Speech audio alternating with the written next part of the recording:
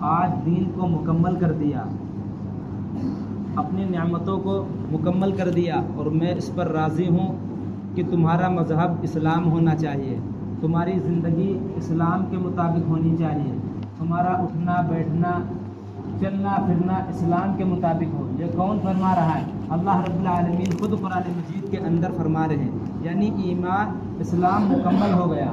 اب جو شخص اسلام کے مطابق اور اللہ کے قرآن کے مطابق زندگی گزارے گا، اللہ فرماتے فَلَن يُقْبَلَ مِنْهُ، وہی قبول کیا جائے گا، وہی کامیاب ہوگا۔ جو اس سے ہٹ کر زندگی گزارے گا، وہ چاہے جتنی عبادت کرے ریاضت کرے، اگر اس کی عبادت اور ریاضت اللہ کے نبی صلی اللہ علیہ وسلم کے طریقے پر نہیں ہے، وہ چاہے جتنی کوشش کر لے۔ غیروں کے اندر بڑی کوشش کی جاتی ہے، کچھ ایسے دھرم اور مذہب دنیا کے اندر ہے جو رہبانیت سکھاتے ہیں، یعنی دنیا سے تعلق ایک دم اپنے تعلق کو ہٹا لیں، صرف اللہ کی عبادت میں مشغول ہو جائیں۔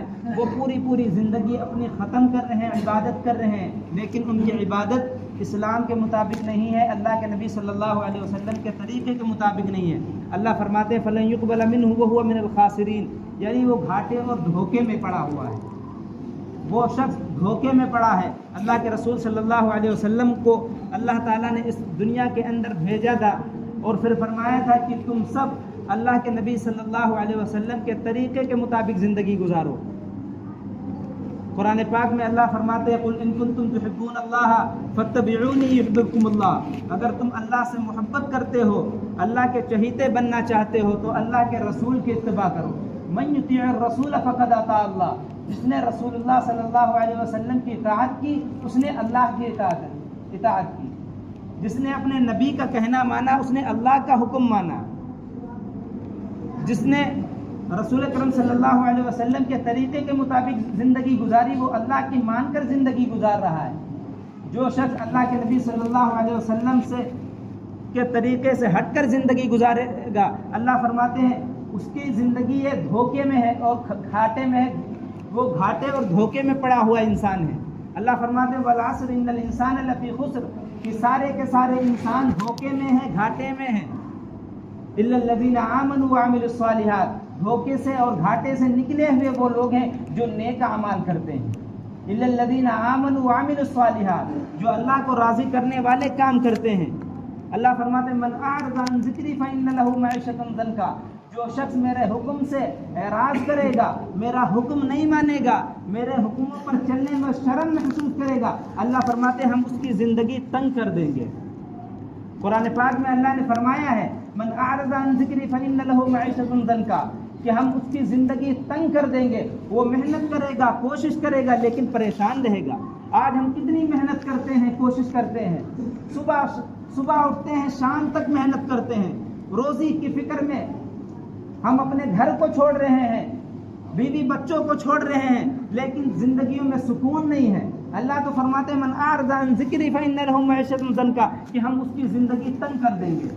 اللہ قرآن میں اعلان کرتے ہیں کہ جو شخص میرے حکموں پر چلنے میں شرم محسوس کرے گا، میرے حکموں پر نہیں چلے گا، ہم اس کی زندگی تنگ کر دیں گے۔ آج ہم نہیں سوچتے، آج ہم اپنی زندگی کی طرف نگاہ دوڑاتے نہیں ہیں، ہم اپنی زندگی کیسے گزار رہے ہیں ہم دیکھتے نہیں ہیں۔ ہم کہتے ہیں کہ ہم پریشان ہیں، لیکن پریشانی کی جو وجہ اللہ رب العالمین نے بتائی، کبھی اس پر بھی غور کیا جائے، کبھی اس پر غور کیا جائے۔ اللہ فرماتے ہیں ہم اس کی زندگی تنگ کر دیں گے جس کے زندگی میں اللہ کے حکم نہیں ہوں گے۔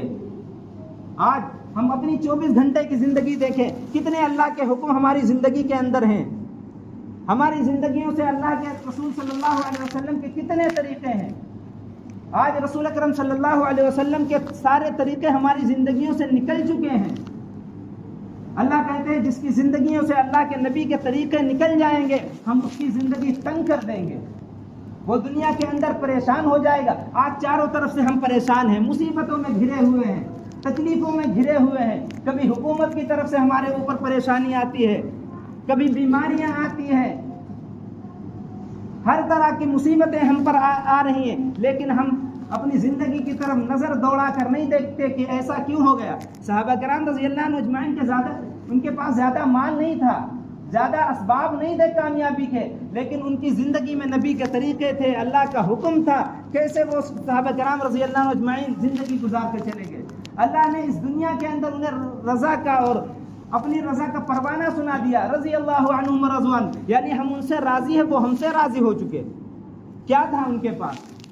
زیادہ مال نہیں تھا، زیادہ جائیدادیں نہیں تھی، زیادہ دکانیں نہیں تھی، زیادہ پلاٹ نہیں تھے۔ آج ہمارے پاس سب کچھ ہے، لیکن ہماری زندگیوں کے اندر برکت نہیں ہے، رحمت نہیں ہے، پریشانی ہے۔ اللہ قرآن میں اعلان کرتے ہیں، قرآن تو سچی کتاب ہے، وَأَنْتُمُ الْأَعْلَوْنَ إِن كُنتُم مُؤْمِنِينَ، کہ ایمان والے ہی بلند ہو کر رہیں گے، ایمان والے ہم اونچے ہو کر رہیں گے۔ ہم تو اونچے نہیں ہیں، ہم تو اونچے نہیں ہیں، ہم تو پوری دنیا کے اندر ذلیل اور رسوا ہیں۔ کیا قرآن جھوٹ بول رہا ہے؟ اللہ کی قسم قرآن سچی کتاب ہے۔ وَأَنْتُمُ الْأَعْلَوْنَ إِن كُنتُم مُؤْمِنِينَ، اگر تم ایمان والے ہو، اونچے ہو کر رہو گے، بلند ہو کر رہو گے، عزت والے ہو کر رہو گے۔ آج ہماری کوئی عزت ہے دنیا کے اندر؟ آج ہمارا کوئی مرتبہ ہے؟ آج ہماری کوئی بات کی اہمیت ہے دنیا کے اندر؟ جگہ جگہ مسلمانوں کو پریشان کیا جا رہا ہے، لیکن ہم پریشانی کے عالم میں کیوں مبتلا ہیں اس پر ہم نہیں دیکھتے۔ یہ وجوہات، یہ جو اللہ رب العالمین نے وجہ بتائی، ہم اس پر غور نہیں کرتے۔ اللہ فرماتے من اعرض عن ذکری فإن له معیشۃ ضنکا، ہم اس کی زندگی تنگ کر دیں گے اور قیامت کے دن اسے اندھا اٹھائیں گے۔ ہم دنیا میں بھی پریشان ہو جائیں گے، کل قیامت کے دن جو ہم امید لگائے بیٹھے ہیں کہ ہمارے لیے بس مرتے ہی جنت کا فیصلہ ہو جائے گا، ہم امید لگائے بیٹھے ہیں، لیکن اللہ فرماتے ہم اسے اندھا اٹھائیں گے۔ من اعرض عن ذکری فإن له معیشۃ ضنکا، کبھی قرآن مجید کے اندر کھول کر غور کر کے دیکھو، کبھی ترجمہ پڑھ کر دیکھو کہ اللہ رب العالمین نے کیا بتایا ہے۔ آج ہمارے پاس قرآن پاک موجود ہے، دنیا کے اندر جتنی قومیں رہتی ہیں، جتنی قومیں رہتی ہیں، جتنے دھرم کے ماننے والے لوگ رہتے ہیں، کسی کے پاس آسمانی کتاب نہیں ہے، کسی کے پاس زندگی گزارنے کے لیے کوئی کتاب نہیں ہے۔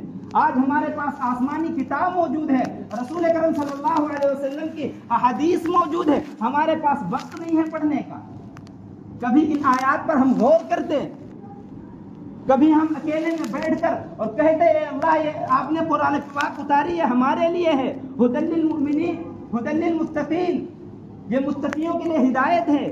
کبھی غور کرتے ان آیات پہ، اگر ہم غور کرتے اور ان کے مطابق قرآن پاک کی آیات کے مطابق زندگی گزارتے، ہم دنیا کے اندر جیسے صحابہ کرام رضی اللہ عنہ اجمعین چمک گئے تھے، رضی اللہ عنہ ورضوان کو پروانہ مل چکا تھا، قیامت تک جتنے انسان آئیں گے سب ان کے آئیڈیل اور ان کے بتائے ہوئے طریقے پر چلیں گے۔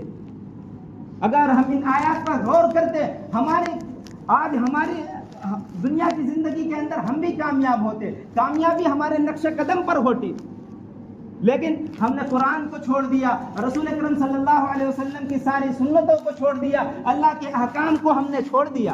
کتنے احکام اللہ کے ہیں جو آج ہماری زندگیوں کے اندر ہیں۔ کیا ہمیں اذان کی آواز سنائی نہیں دیتی؟ کیا مسجد کے اندر سے مؤذن بلاتا ہے حی علی الصلاۃ، آ جاؤ نماز کی طرف، آ جاؤ حی علی الفلاح، کامیابی کی طرف، ہمیں سنائی نہیں دیتی کیا؟ یہ اذانیں کس کے لیے ہوتی ہیں؟ جب ہم نے اذانوں کی طرف دھیان دینا بند کر دیا، جب ہم نے اذانوں کے اوپر لبیک کہنا بند کر دیا، آج حکومت والے اذانوں پر پابندیاں لگا رہے ہیں۔ کل صحابہ کرام رضی اللہ عنہ اجمعین کے زمانے میں بھی اذانیں ہوتی تھی، حی علی الصلاۃ، حی علی الفلاح، یہ اذانیں ہوتی تھی۔ جب اذان ہوتی تھی ان کے بازاروں میں سناٹا چھا جاتا تھا، جیسے اذان کی آواز سنتے تھے فوراً اللہم لبیک لبیک کہتے ہوئے نکل آتے تھے۔ امی جان حضرت عائشہ رضی اللہ عنہ فرماتی ہیں کہ اللہ کے رسول صلی اللہ علیہ وسلم جب گھر میں ہوتے تھے، اذان کی آواز سنتے تھے تو ایسا ہو جاتا تھا جیسے ہمیں پہچانتے ہی نہیں ہیں، ایسا ہو جاتا جیسے ہمیں پہچانتے ہی نہیں، حالانکہ گھر میں ہوتے تھے، بات کرتے تھے، لیکن جب اذان کی آواز کانوں میں پڑتی تھی ایسے ہو جاتی جیسے ہمیں پہچانتے نہیں۔ آج ہماری یہ حالت ہے، پھر ہم روتے ہیں، کہتے ہیں اذانوں پر پابندیاں ہیں، لاؤڈ اسپیکر پر پابندیاں ہیں، حکومت آج ہمیں پریشان کر رہی ہے، آج ہماری مسجدیں چھین رہی ہیں۔ ہم کہتے ہیں نہ شکوہ کرتے ہیں، شکایت کرتے ہیں۔ ہم نے کتنی مسجدوں کو آباد کیا، مسجدوں سے اذان کی آواز جاتی صرف جمعے کے لیے اللہ بلاتے ہیں، ظہر میں چلے جاؤ، فجر میں چلے جاؤ، ایک صف مکمل نہیں ہوتی. ہر جگہ ہر مسجد کا یہی حال ہے. کیا بستیوں کے اندر مسلمان سارے بستی چھوڑ کر چلے جاتے ہیں؟ کہاں چلے جاتے ہیں؟ جمعے میں اتنے کہاں سے آ جاتے ہیں؟ آج اگر ہم نے اذان کی قدر کی ہوتی، مسجدوں کو آباد کیا ہوتا، اللہ کی قسم حکومت کی طرف سے کوئی پابندیاں نہیں آتی. لیکن ہم نے مسجدوں کو ویران کر دیا، اللہ کے گھر کو ویران کر دیا. اللہ نے ہمارے اوپر تنگی لا دی، پریشانی لا دی. فرماتے ہیں اللہ رب العالمین فَإِنَّ لَهُ مَعِيشَةً ضَنْكَا، ہم اس کی زندگی تنگ کر دیں گے. پڑھو قرآن پاک. جب جب قوموں نے نافرمانی کی، اللہ کے حکم کے خلاف زندگی گزاری، اللہ نے آسمان پر اٹھا کے زمین پر پٹک دیا. قوم عاد کو پڑھو، قرآن پاک میں کے اندر مذکور ہے قصہ. اللہ رب العالمین نے 7 دن تک پورے 7 دن تک اللہ رب العالمین نے پٹک کے مارا. کیا تھا؟ اللہ کا حکم چھوڑ چکے تھے. آج ہماری زندگیوں سے بھی اللہ کے حکم نکل چکے ہیں. قوم سمود کو دیکھو، قوم لوط کو دیکھو. اللہ رب العالمین نے آسمان پر اٹھایا، زمین پر پٹک دیا. اللہ رب العالمین کے جتنے احکام سے چھوڑ چکے تھے، آج ہماری زندگیوں سے بھی اللہ کے احکام نکل رہے ہیں، اللہ کے نبی صلی اللہ علیہ وسلم کے طریقے نکل رہے ہیں. اللہ کی قسم اگر ہم ترقی چاہتے ہیں، اگر چاہتے ہیں حکومت کی طرف سے ہم پر پابندیاں نہ آئیں، اذانوں پر پابندیاں نہ لگے، مسجدوں کو نہ گرایا جائے، علماء کو نہ گرفتار کیا جائے، مسجد اور مدرسے محفوظ رہے، اللہ کی قسم ہمیں مسجدیں آباد کرنی پڑے گی. اللہ کی قسم ہمیں جیسے آذان کی آواز ہمارے کانوں میں پڑے، فوراً اللہم لبیک کہتے ہوئے مسجد چلے آئے. اللہ کی قسم یہ کچھ نہیں کر سکتے. تم نے پڑھا نہیں کتنے لوگ تھے بدر کے اندر؟ 313 تھے. وہ ایک طرف پوری دنیا کا کفر تھا، کیا کر لیا؟ کچھ نہیں کر سکے. اللہ کی قسم یہ کچھ نہیں کر سکتے. ہم اللہ کے احکام پر کھڑے ہو جائے، اللہ کے نبی صلی اللہ علیہ وسلم کے طریقوں کو پورا کرنے لگے. اللہ کی قسم اللہ بھی آج بھی مدد کرنے کے لیے تیار ہے. اللہ رب العالمین ہمیں کہیں نہ سننے سلام.